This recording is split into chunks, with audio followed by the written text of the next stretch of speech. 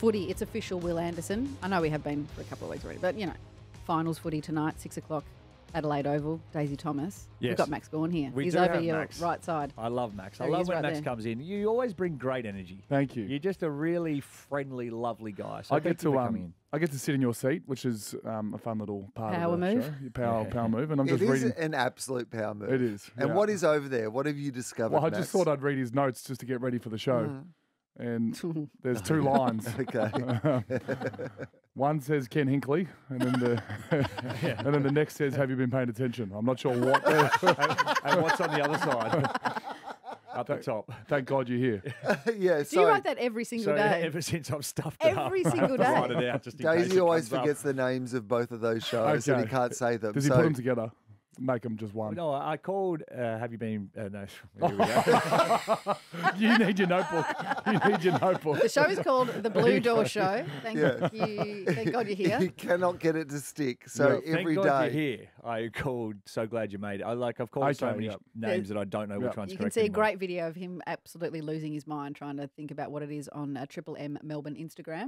And so he writes it down every day just in case it comes up in any conversation. No, And it has. his only other note is Ken Hinkley. So, Max, you're our football expert. Yeah. What was he thinking? Like be when he fair- wrote down Ken Hinkley, what would have Daisy been like? What would have captured his attention that he had to write down that name? To be fair, that's my only note I came in with as well. Ken Hinkley. No, I'm not going to Sam Draper this. I'm not going to talk about opposition coaches. I think dodged that was this well, the 'cause exact. No, that's- his was Beveridge, wasn't it? Yeah. Yeah. I feel like Sam Draper's been a bit more up and about this week too, because his whole thing he got in trouble for was that at the end of the season a whole bunch of Bulldogs were going to leave, Yeah. and now that a whole bunch of Bulldogs have decided they want to leave, he I doubled reckon down. Sam Draper's like, they should give me some of that money back from the fine. No, I think that Ken Hinkley is. There's a lot of news around him being under pressure if they lost, but he's contracted. So He is contracted. I do Don't know have where some that grabs. comes from. Yeah, this is what it was. I'm not going to be smart ass here in any way, shape or form, but I'm contracted. That's what the board have told me all the way through. They've shown me great support the entire journey. I trust that that'll be Support always of the be the board. same. Oh, That's Yep. the Kenny. line. that is when the you death have knell. I mean, I'm all for Kenny, but I'm all for Kenny, but the support of the board line hurts. I've got a couple of guys that have made their way to Port over the last decade, and Jack Watts and Jack Trengrove. They're good friends, and they're both massive fans of Ken. All the players love Ken. Massive fans of Yeah. Ken. Yes, it feels like the players absolutely love Ken. Yeah. Sometimes I think Ken should look at the players and not love them back as much as because sometimes they let Ken down. Well, maybe love the board too. Yeah, This is well, it's sort of weird in Australian football culture. Is if you don't win it, you're seen as you've failed. When only one side can win it. Where if I was a Port fan, they've made top 4 and put me and they've made me happy for a decade. This They're- is they're part of it, constantly isn't making it? it. I mean, these clubs have their own supporter identities. So Ken Hinkley's record at like maybe a club like the Bulldogs, you'd be like, well, this is great. We're up and about. We're in there all the time. Whereas that Port Adelaide fan base have different expectations. they do. And also, he's not from South Australia. And so they've never trusted him. Is he Surf Coast? Geelong way. Yeah, Oh, Geelong-ish. yeah. Yeah. Yeah. And they just, they're like, he's not one of ours. Yep. And he never will be. But we are all Ken, haven't they watched Barbie? Okay, no, all right. I'll be over in the corner during Cold Chisel. Max Gawn is with us, Rosie Will Daisy, and Triple M Rocks Finals footy tonight, 6 o'clock at the Adelaide Oval. Yeah, it's massive weekend of footy. Obviously, prelims on the line for two sides. It'll be season over tonight. Well, they're both big clashes. But tonight, what are you feeling? Will you sit down, watch it? How will you consume tonight? And then let's get a bit of a deep dive into it. I've played this game for Port and Giants. I've played this game the last 2 years off the losing the qualifying final and then backing it up in the semi. And lost it. So it's actually the informed team is the team that's won the elimination final in a sense. So Hawks are probably going in as the informed team, but I reckon Port could turn it around here. I think at home, even though it proves wrong when Geelong smacked them at home last week. I think at home Port will be able to turn this around. And Hawks have just got to stop at some point. I don't know. See, do they? Well, I'm with you. I thought last week might have been the acid test of finals footy and pressure, and they certainly stacked up in that one. Apologies, Will. But also for Port Adelaide, like playing the Cats who finished second, or vice versa, second and third, that's arguably a harder form line than playing the Western Bulldogs playing Hawthorn. Yeah, correct. So I think we get caught up in the fact that obviously the teams win, they make it in there, but also the losing side is still a bloody good side. You Yep. get second chance for a reason. And I reckon in about 3 years from now, the Hawks will have won 3 in a row, and we'll be like, it's got to end at some point. At some point, this has got It to just fall feels apart. like it has to, though. Yeah, and the Port 5 mids, they're not going quiet 2 weeks in a row. The captain, Rosie, Butters, Wines, Drew, Horn Francis technically wasn't that quiet in the first one, but those 5 boys, I reckon they're going to get What do going. you think of Zach Butters as a player? Well, I mean, proofs is put in the pudding. He's been most courageous twice by AFLPA as we vote. I don't think I've necessarily voted for him, but majority of people have.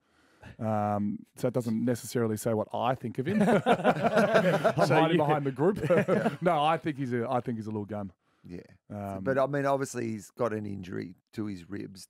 Is in this modern day game, what's the etiquette around? Because there's been a lot of conversation this week about what you can and can't do these days in regard to an injured player. Is it still the attitude of once they get on the ground, you know, you just go at them, or would people still target? Would there be any instruction from a club to tackle him a little harder into the ground or anything because of that injury? Yeah, I mean, I personally wouldn't be thinking about it if I was out on the ground. Maisie went into a game against Adelaide Crows, well known as bad ribs, and no one sort of touched him. He played really well, and it's like Tex just hit him. It might do you guys good, but I don't think that's in our game anymore. It is in your era, like early days. Yeah. I can picture Nick Rewalt getting smacked by the Scots. That's not your era. How old are you? No, that's sort of, I was bit. at the start of that. Yeah. But ours was certainly win at all cost. Like, and it has changed a little bit, but there was, you know, at times Brodie Holland in my first ever final came off the line and the bald-headed player for the Western Bulldogs, Eagleton, was it? Nathan Eagleton. Came in and just absolutely, maybe Montgomery. Anyway, one of those two. Brent Montgomery. And I was sitting on the bench. and Montgomery was a receding hairline, not bald. That's Okay. stiff. Well, he got 6 weeks. Yeah. And that was my first. So I'm sitting there like, get me out there. And I was like, maybe not just yet. 6 weeks for a bump. Yeah. This is in 2006. That'd be 30 weeks now. Yeah. I think if Hawthorn went in with that focus, they've lost the game already. To be honest, they've got to go get the ball. So I'm going Port in that one. Yep. Saturday night, Triple M Rocks footy from Sydney. Yes. No, Greater Western Sydney? Where is Yeah. NG? That's still in Sydney. Still in It's Sydney. still I know, in but Sydney. I feel like if It's I actually said the Sydney, that's heart of SCG, Sydney. but no, Technically, NG. the Yeah. population heart of Sydney is Well, it's in out. Homebush. That's right. Oh, near the NG Stadium, isn't it? Olympics Yep. thing. That's exactly where it is. Right? And they play Brisbane. This is the one where I think Giants are the best team in it, but they could lose this. So that makes no sense. It doesn't. But Brisbane, I just feel like Brisbane can get this done. Did we fact check you last week on the fact that you said Carlton would be a goal the difference? Yeah, well, technically, I mean, 60-0 head start didn't help me, but the second half. Yeah, okay. We'll gloss over that as well. Yeah. So I think I tipped all 8 teams last week. if you're if you're GWS, Yes. Toby Bedford's coming in, are you sending the tag out to Lockie Neal or are you sending the tag out to Dane Zorko? With That's your a great coach's question. hat on. I played with Toby, and Lockie Neal's great strength, which makes him untaggable, is his quick feet at stoppage and his quick hands. So it's over before you tackle him. Toby has those qualities. Oh, So Lockie doesn't get tagged a lot because he's untaggable in a way because he's very good at what he does. But Toby could go to him and be able to do that. But I also understand your Zorko thing. So I'm not putting... so you're the coach. Where's the first magnet go? I think it goes to Neal. I think Neal's very important for them. Zorko has to be looked at, but I think Neal's very important to them. So I would be tagging Neal. I mean, I love the ruck battle. These two guys are genuinely in form rucks, Briggs and McInerney. And McInerney's been changing games. So I feel like if McInerney can get on top, the Brisbane mids then get on top and then game What over. is like McInerney's one of those guys that I think because he appears to be a bit like goofy and gangly, that he's sometimes underrated as a ruckman and a footballer. I think he's got more recognition in the last couple of years. But what is it about him as a ruck that makes him a good player? We fight a lot. He's actually a really nice guy, but we fight on field. I think he's got a bit of white line fever, which makes him fun to play. He is incredibly fit, good mark, and a great ruck. And those three is if I had to name the three things I want as a ruck, it'd be fit, good ruck, and a good mark. So he ticks those off. And then Briggs is the strongest guy in the AFL. So that combination of those two, a really tall ruck and a really strong guy, it's going to be quite fun to watch. For probably 1% of the population, I dare say no one else will watch Briggs and nothing else. But I'll be sitting there going, how good's this battle? Do you want me to draw some attention to it just for you at home? Yes, please. A little bit of ISO cam and Yeah, so you've got the Oh, you've got this game. I will be doing this game, yeah. Which well, is yeah, exciting. give the rucks some love. Yeah, well, well, I mean, the Neil Bedford, Zorko, who is the defensive half forward at Giants? well, this is the thing. They don't really have any because they're such stars down there. They don't Yeah. really worry. But also, Dane Zorko last week was so damaging that you have to find somebody to put some time in. Yep. Brent Daniels is a good little player, but he's been offensively great. Toby Green's not going to do it. Well, there's matchups all around the ground. Toby Green v Starcevich probably, or Leicester.